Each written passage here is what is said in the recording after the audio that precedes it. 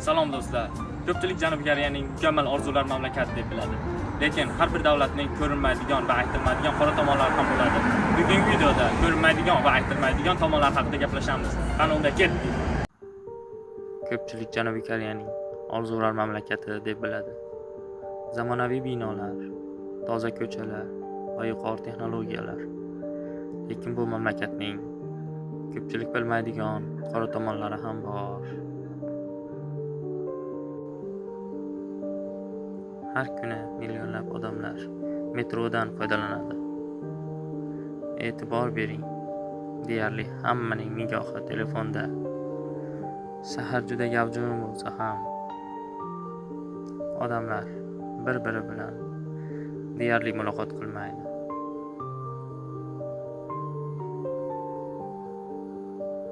Ko'pchilik ishga yoki o'qishga shoshiladi. Tezkor hayot tarzi, doimiy raqobat va yuqori bosim ayrim insonlarda yolg'izlik hissini kuchaytiradi. Tashqaridan hammasi oddiy ko'rinsa-da, har bir insonning o'z tashvishi bor.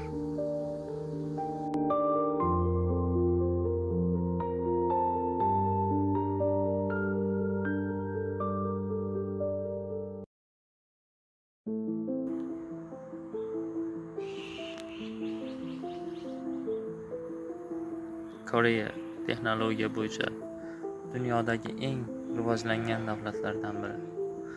Robotlar ham insonlarga xizmat ko'rsatishni boshlagan.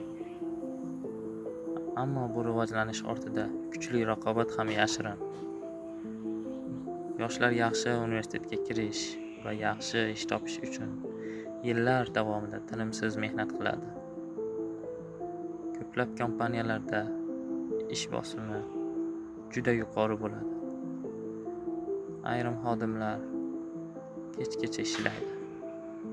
Ba'zida esa ish tugaganidan keyin ham jamoa bilan ovqatlanish yoki uchrashuvlarda qatnashadi. Bunday hayot tarzi ko'p odamlarni jismonan ham, ruhan ham charchatishi mumkin.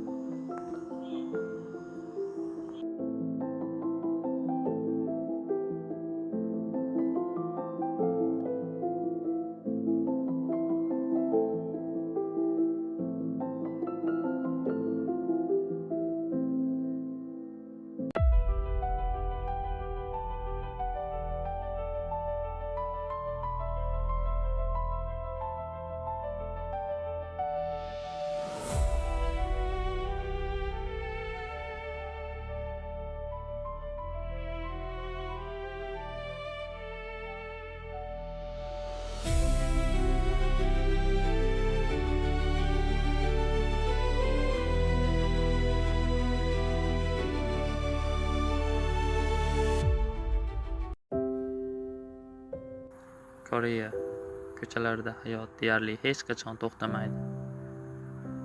Kimdir og'ir mehnat qiladi.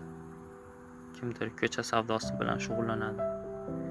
Yana kimdir xizmat ko'rsatish sohasida ishlaydi. Har bir inson o'z hayoti va kelajagi uchun harakat qilmoqda.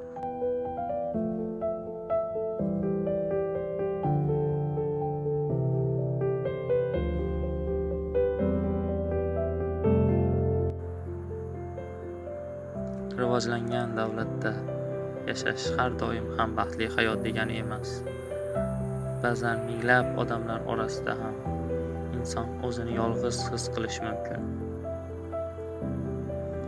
Ish bosimi, stress va vaqt yetishmasligi ayrim insonlarning ruhiy holatiga ham ta'sir qiladi. Bu zamonaviy jamoatning muhim muammolaridan biridir.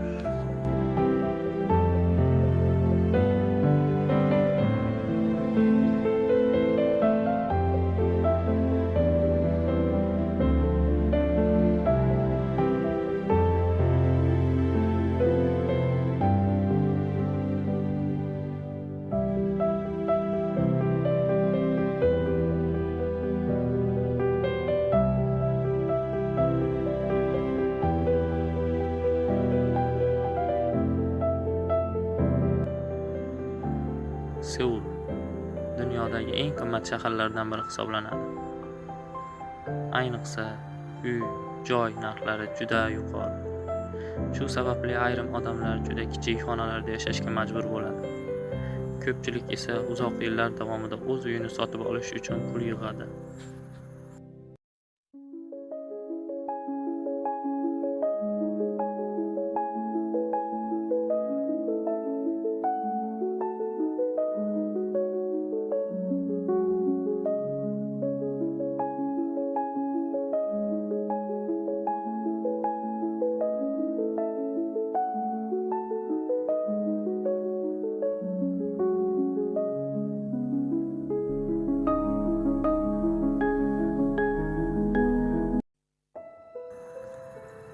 Mana, Koreyaning eng ko'p muhokama qilinadigan tomonlaridan biri. Ish kunidan keyin yoki dam olish kunlari ayrim hududlarda ko'plab odamlar spirtli ichimlik iste'mol qiladi. Ba'zilari mast holatda ko'chada uxlab qoladi yoki yiqilib yotadi. Ayrimlarini esa do'stlari yoki taksi orqali uyiga olib ketishga to'g'ri keladi. Bu holatlar ayniqsa tungi hayot gavjum bo'lgan hududlarda tez-tez uchraydi. Albatta, bu barcha koreyslarga xos emas. Ammo ichkilik madaniyati Janubiy Koreyada uzoq yillardan beri mavjud bo'lgan ijtimoiy masalalardan biri hisoblanadi. Ijtimoiy tarmoqlarda bunday manzaralarda deyarli ko'rsatilmaydi. Ammo real hayotda bunday holatlarni uchratish mumkin.